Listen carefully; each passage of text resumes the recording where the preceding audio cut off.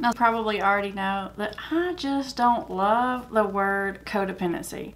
But lately I've got a lot of requests to talk about codependency.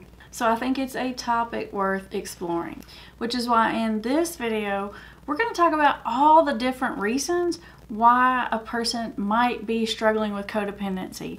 What does it mean and how to get out of it?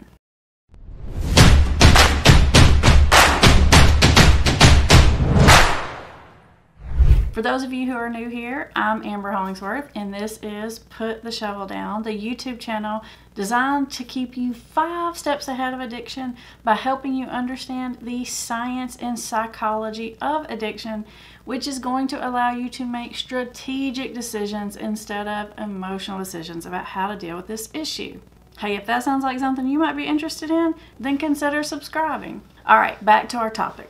One of the reasons why I really dislike this word codependency is because it just doesn't have a lot of clarity around it. And whenever anyone says it, I think we all have a slightly different thought about what that means. So I feel like maybe one of the ways that I can be most helpful is let's put a little clarity and definition and explanation around this word. Now, the whole term codependency started to become popular some years back when Melanie Beattie wrote a book called Codependent No More. And it's still considered like the classic textbook for dealing with codependency. I will put the link in the description for you. Now, what it was intended to mean is if you have a relationship with someone who has a drug or alcohol problem, that person, the person with drug or alcohol problem, is dependent on the substance.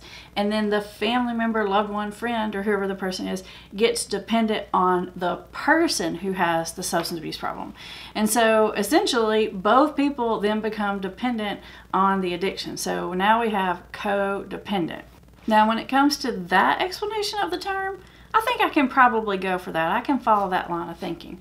But the waters get a little murky from there because a lot of people use the term codependent to mean like someone who constantly needs someone else's approval.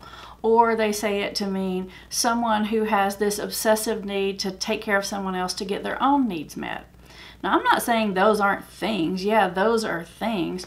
But that's not always the reason why someone ends up in a codependent dynamic with someone that they care about. There are some other reasons why that could happen. It's not always a pathological need to be liked or to take care of. Another reason why you might find yourself stuck in a codependent relationship is because you're being controlled by fear. Fear of if you don't stay in control of the situation or keep helping the situation that something really bad is going to happen. Maybe you're scared something really bad is going to happen to that person and you'll lose them.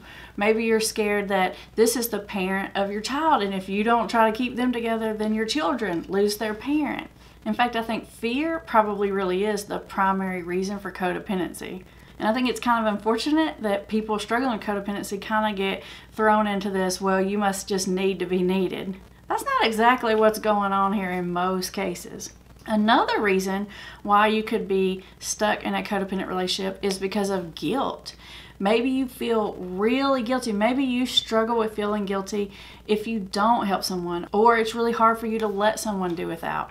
So that guilt keeps you stuck and sucked into it. For example, I've had family members struggle with addiction. Most of you know that.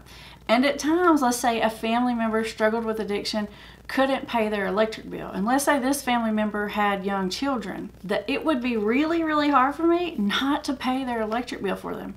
And let me tell you, it didn't have anything to do with my need to be needed. That was definitely not it. It had more to do with the fact that I would feel really, really guilty if there were young children living in this house without electricity. I'd feel terrible about that. So please know that just because someone struggles with codependency doesn't mean that they have this big giant need to be needed. I mean, a lot of people out there, really, it's almost like they talk about codependency like it's some kind of Munchausen's by proxy. Like the family member or loved one purposefully keeps the person sick because somehow it gets their needs met.